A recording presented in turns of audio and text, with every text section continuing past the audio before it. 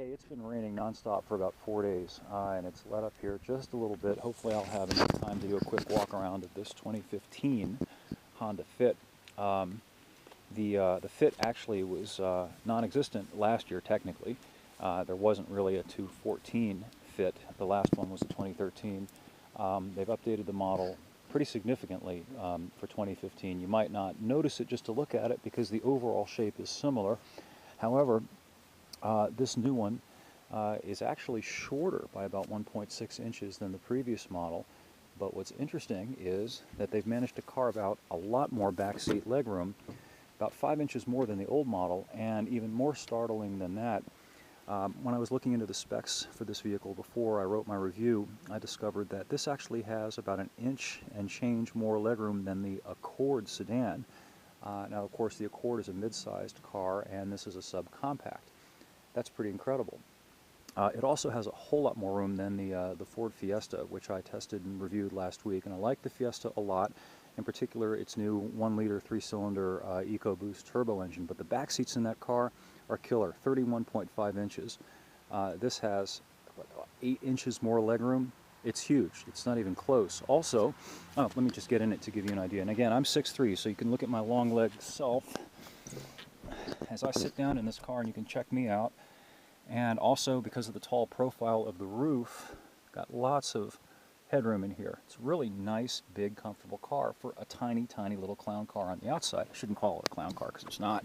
But the other thing is, the Fiesta has next to no cargo capacity, at least relative to this thing. This literally has almost twice the cargo capacity that the Fiesta has. And it's also more than most of the other cars in this class by a long shot. And something else that's unique to the Fit, kind of the Fit's signature feature actually, you can fit a bunch of stuff in this car because of this very cool, and nobody's copied it yet, pop-up seat. Now you've probably seen, get that to catch, it's supposed to catch. There it goes, you put that down to make a catch. You've probably seen back seats that fold down. Well, these fold down all the way, which they don't in the Fiesta, and they fold up. And what that does is opens up this huge deep well, which with the tall roof there, would let you, if you wanted to, put 2 bicycles in here sideways, or any other similarly tall or unwieldy object. And there's more. You can lower the front passenger seat here, and then fold these flat. And if you do that, you have enough room to cart home 2x4x8 boards without keeping the liftgate open. Really tremendous. Moving along, this still has a 1.5-liter engine, but it's been massaged and updated. Now has direct injection, now makes 130 horsepower, which is more than previously. I think the last car had 116. I don't have my little notebook in front of me. Anyway, it's more power, yet it's quicker, and it's more fuel efficient. This thing will get more than 40 miles per gallon on the highway, very close to what the EcoBoosted 3-cylinder Fiesta delivers.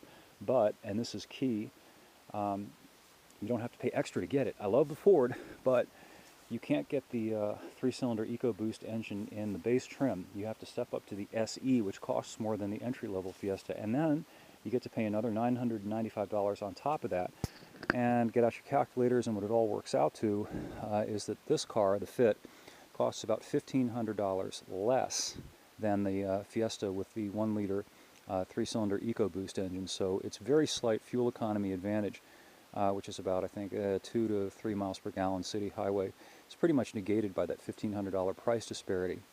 Something else, at least at the time that I'm doing this video, which is in August of 2014, Ford does not offer the Fiesta EcoBoost with an automatic transmission, whereas you can get a CVT automatic with this car if you'd like it. And the standard transmission is a 6-speed manual. In the Ford, it's a 5. Now, to be fair to the Ford, because of the turbo engine and the tremendous torque that it produces for a 3-cylinder engine, at low RPM it peaks at about 14, and it maintains that pretty much throughout the power band. You don't really need the 6-speed. In this car, you've got to work the gears a little bit to keep the VTEC engine, that's Honda's variable valve timing engine, on the cam. Let me close the door here. On the cams and keep the power going, particularly 5th and 6th gear. Oftentimes you'll have to shift down 2 gears to get the car to accelerate. But the acceleration is very good. It's as quick as anything else in the class and quicker than most. 0 to 60 in about 8.8 seconds. Let's point out some features of the car that I like and some things that I don't particularly like. I really like look at the extra cup holder that you get here, which allows you to put a cup of coffee or whatever out of the way of the console so nothing falls on it. And you've also got 2 more here available. That's nice. I like the nice big rotary controls for the temperature, fan speed. Not a big fan of this. Wish I had my key with me. Of course, I forgot my key, but these iPad style flat screens, they look great, they're clean, they're easy to clean, but here's the downside. While you're parked, it's no problem to tap what you want. But when the car is actually moving, your finger is going to be moving. And it's hard sometimes to hit the right thing because you can't tell by feel, so you have to look, which means taking your eye off the road, and even so, you might hit the wrong thing. So I'm not a very big fan of that. That's one of the very few things that I don't like about the car. What else can I find to criticize about the car? The one thing where it hasn't got a whole lot of space is the little center console here. There's not much to it, but it's more than made up for by the tremendously generous space throughout the rest of the car. Also, look at all this glass area. Really nice glass area. So the blind spots in this car are next to nil, or at least next to nil for a modern car. One thing Honda does offer, not in the base trim, but if you move up to the top 2 trims, so you can see there's a little button here. If you push this button, or it will also come on when you turn the turn signal to the right, this screen will default to a side view camera, which shows you everything that's going on the side of the car, which is kind of neat, particularly if you're parking curbside. It shows you the curb, and unlike a lot of other systems that are similar to this that shut off at low speed, this can be turned on at any speed. For whatever reason, though, Honda decided not to incorporate that feature on the driver's side of the car. I guess they figure that the visibility on this side of the car is fine. The truth is, this car's got so much visibility, it's not really necessary. It's more of a gimmick. It's a neat gimmick, but not really necessary. And that is, I think, all I can get away with before the clouds open up again. It starts to rain again. So let's take a wider angle shot of the car here.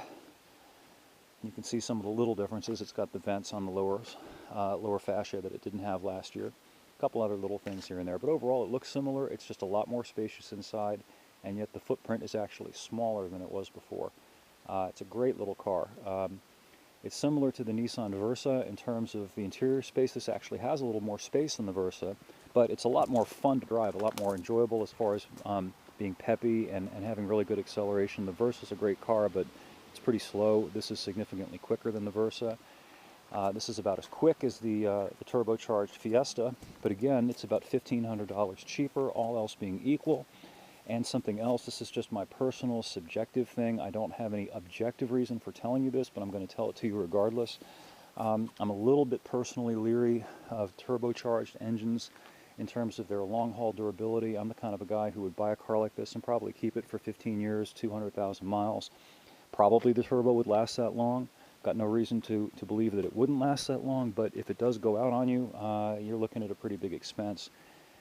This car doesn't have a turbo, and it produces pretty much the same, very close to the same economy, same performance, and it does it without the complexity of the turbo and the potential future down the road costs. So AAA plus on this car. I think Honda did a bang-up job.